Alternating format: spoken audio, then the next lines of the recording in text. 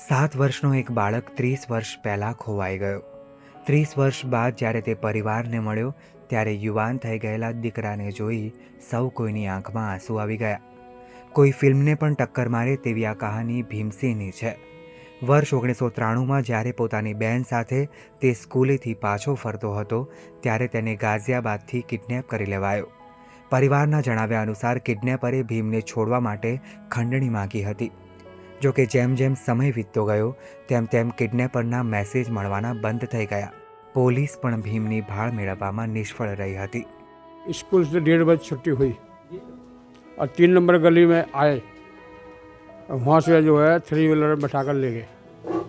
अच्छा, कौन लेकर गए थे? अब उसको हमें पहचान थोड़ी है, कौन लेगा। 8 लाख की फिरौती मांगी। જોકે ભીમના પરિવારે હિંમત ના હારતા ભીમની શોધખોળ ચાલુ રાખી.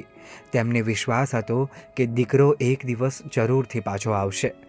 ભીમના કિડનેપરોએ તેને જેસલમેરમાં ગોવાળોને વેચી દીધો હતો. એ લોકોએ તેને મજૂર બનાવી દીધો.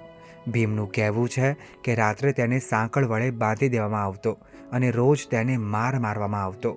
પણ જે બદનસીબીથી પોતાના પરિવારથી ભીમ દૂર થયેલો એ જ નસીબે ફરીથી પલટી મારી અને ભીમની મુલાકાત એક નેક દિલ ટ્રક ડ્રાઈવર સાથે થઈ. આ ડ્રાઈવરે ભીમને ઘરે પહોંચાડવાનો વાયદો કર્યો. मैं हनुमान जी का नाम लेते रहता था.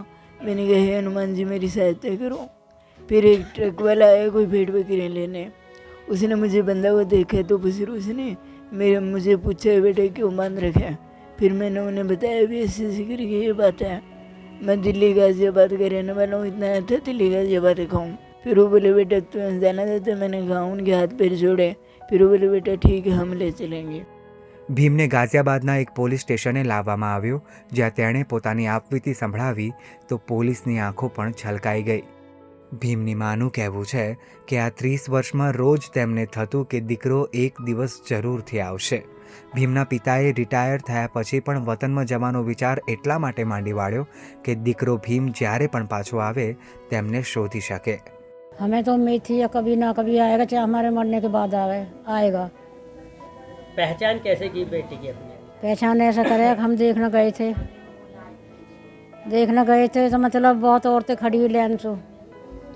इसने सबको इनकार कर दिया. लड़का मेरे साथ में था. उसने कहा भैया कौन सा बच्चा है. पुलिस वाले ने कहा कि ये है. उसके मुंह को देखा फिर मेरे को देखा. इसने एकदम भक्का मेरी कौड़ी भरकर रोने लगा. अब मेरी मम्मी ये है. આટલા લાંબા સમય પછી દીકરા સાથેના મિલનથી પરિવારમાં તહેવાર જેવો માહોલ છે.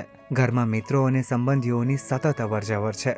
ભીમની આપવીતી સાંભળનારા તમામ આશ્ચર્યની સાથે સાથે લાગણીથી ભાવ વિભોર થઈ જાય છે.